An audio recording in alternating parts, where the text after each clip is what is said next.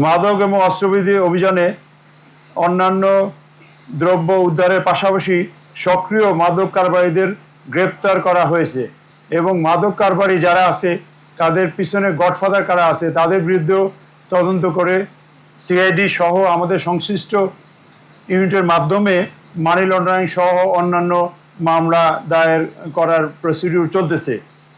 একই সঙ্গে অবৈধ অস্ত্রধারী সন্ত্রাসীদের বিরুদ্ধে জিরো টলারেন্স নীতিতে আমাদের অভিযান অব্যাহত আছে।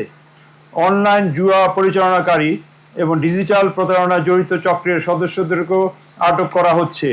তাদের ব্যবহৃত মোবাইল, সার্ভার, ল্যাপটপ সহ বিভিন্ন ডিজিটাল ডিভাইস জব্দ করে আইনানুগ ব্যবস্থা নেওয়া হচ্ছে।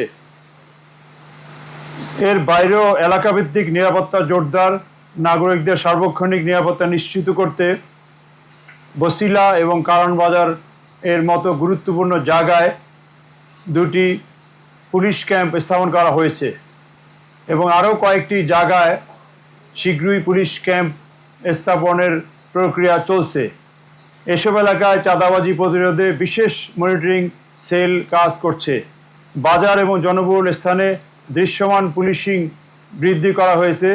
স্থানীয় ব্যবসায়ী এবং সাধারণ জনগণের সঙ্গে সমন্বয় বাড়ানো হয়েছে। ঢাকার নিরাপত্তা আরও সুসংহত করতে আগামী কর্মপরিকল্পনায় ডিএমপি বেশ কিছু পদক্ষেপ গ্রহণ করেছে।